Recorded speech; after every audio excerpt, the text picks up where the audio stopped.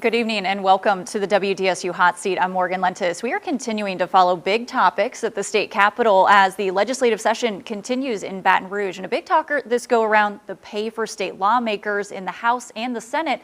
And for the first time in years, one lawmaker is proposing a pay increase. That person is State Representative Joe Marino from Gretna, who is joining us right now. Representative Marino, thank you for joining us. Thank you for having me. So let's start with the numbers here. Louisiana lawmakers, this might shock a lot of people, make around $16,800 annually.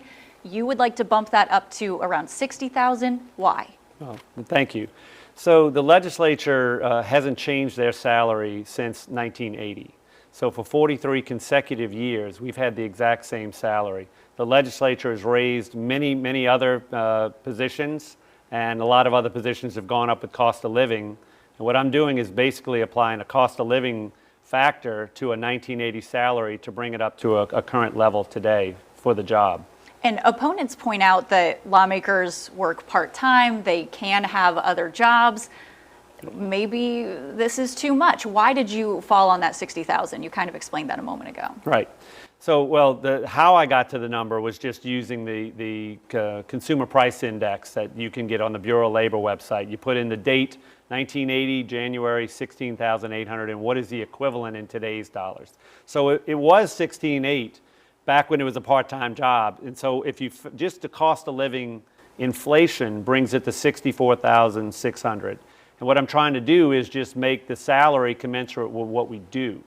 It's not a part-time job. It doesn't matter what you call it. Anyone who's ever been in Baton Rouge will tell you that this job becomes the dominant thing in your life when you are elected. Because you said you really don't see this as a part-time job, or at least maybe a three-quarters job. Right. The National Conference of State Legislatures, they annually look at salaries across the whole country, and then they put the groups into three categories, and they have Louisiana in the middle one, which is a hybrid. And according to their research, they say a legislator in Louisiana spends 74% of a full-time job as a legislator. So that does sound correct to me, because I tell people when I am a legislator, my part-time job is my other job and my family. And when you are a legislator dealing with really complex and complicated issues, we are working far longer than just what the public sees, which is when we're in session. And important work that you say people should be putting in. Right. I do want to ask you, some of our viewers at home may not realize that lawmakers are reimbursed for expenses, things like gas, lodging, when Right. they are in Baton Rouge. That's Would correct. all of that be included if this pay bump were to go into place, or would those go away? Right. So I'm not changing anything. We do have per diem, which is to compensate you for living expenses. We do get paid mileage for one trip per week. I'm not touching any of that, and I'm not saying it doesn't exist, but that's to compensate us for living expenses when we're in Baton Rouge away from our family. You know, people drive down from Monroe and Shreveport. You don't expect them to pay for their own apartment so that they can be a legislator for $16,800. Now listen, some people, to play devil's advocate, will say, hey, we'd all like a raise. We all could use more money at the end of the day, especially with things like inflation. What do you say to those folks who say, oh, these lawmakers, they just want to make more money, they're just trying to fill their pockets? Right. Well, I mean, what I'm trying to do is broaden the pool of people who can be a representative or a senator. Because right now, the pool is shrinking. When you say, I want you to do something that's going to take 74% of your time, take you away from your family, take you away from whatever job you do, and you're only going to be, and you're going to be, and the time that you take away is also really challenging, because I calculated since 2006, I've been called to Baton Rouge 19 times between when I started and now, because you have special sessions, extra sessions, you have committee meetings, you have a lot of things that no regular person's job would allow them to do. So you really have to be committed to this being the job that you have. And, you know, in surrounding states, you know, Alabama is $53,000 for a part-time job. Arkansas is $44,000 for a part-time job.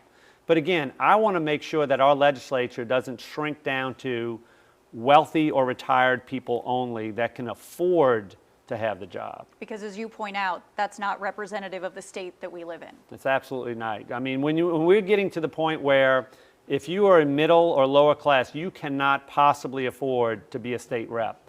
And the numbers back me up on this. I mean, I asked the House staff to give me the number of resignations that have occurred each term.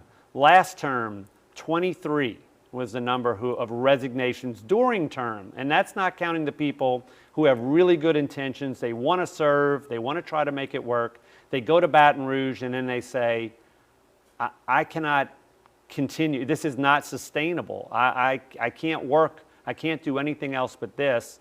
And $16,800 is frankly just not enough for the sacrifice that you make. Now, as you mentioned, you've been a state legislator for a little bit of time here now. You are not running for re-election, but as you know, this issue can sometimes be political. Right. Why do you think that is? And do you think that there's enough support to get this bill passed? And would the governor sign it if it gets to his desk? All right, well, let's start with the last part first. I have met with the governor, and the governor is absolutely on board with increasing the pay because he's well aware of what the time commitment is and what we're actually asked to do. He told me that he's not comfortable at 60,000, but a number lower, slightly lower than that, he is. But the challenge is that it's an election year. And the real challenge is that the only person who can give a legislator a raise is a legislator. So there's this fear amongst legislators that if I vote for a pay raise, I will lose my job. The public will not support me. But I've found in speaking to a lot of groups, I've been doing this for months now since I started this, they may not be in favor of a raise until I tell them, well, what do I make? What does this job pay? And the public just doesn't know. When I ask, the majority consensus number is somewhere between 75 to 100,000. So when I say, okay, I may not be entitled to a raise, but you think I make $100,000, I make $16,800, and they eliminated all of our retirement benefits. That's another factor. Even if it's a small number, that would be good, but it's zero. So, you know, if we can educate the public, I think that this public can understand there's a real value in representative government and making people able to run. That means this is a good idea for Louisiana. It maybe makes that seemingly unpopular opinion a little less unpopular. Yeah, and it's a risk for, you know, I mean, I'm not going to deny that that people are really concerned. It's like, I understand that this salary is way too low for what we do, but am I willing to vote for it in an election year? That's the challenge that we face, and it's real. Let's quickly, as we wrap up here, what comes next? This has a hearing for Tuesday? Correct. We're going before, our first hearing is in House and Governmental Affairs on Tuesday. And I expect that there may be some amendments. I'm perfectly willing to work on amendments to maybe change the amounts or change the terms, or I want to work with it. But I mean, I want to have representative government, and I'm afraid that if we continue with a salary that is rapidly declining, not staying the same, it's rapidly declining because of inflation, that we're just not going to have a representative government in Louisiana. Well, Representative Marino, we appreciate you taking time to talk to us about this issue. That is all the time we have, but we do want to let you know that you can see this entire segment on WDSU.com Monday morning, and we will, of course, keep you updated about Tuesday's hearing.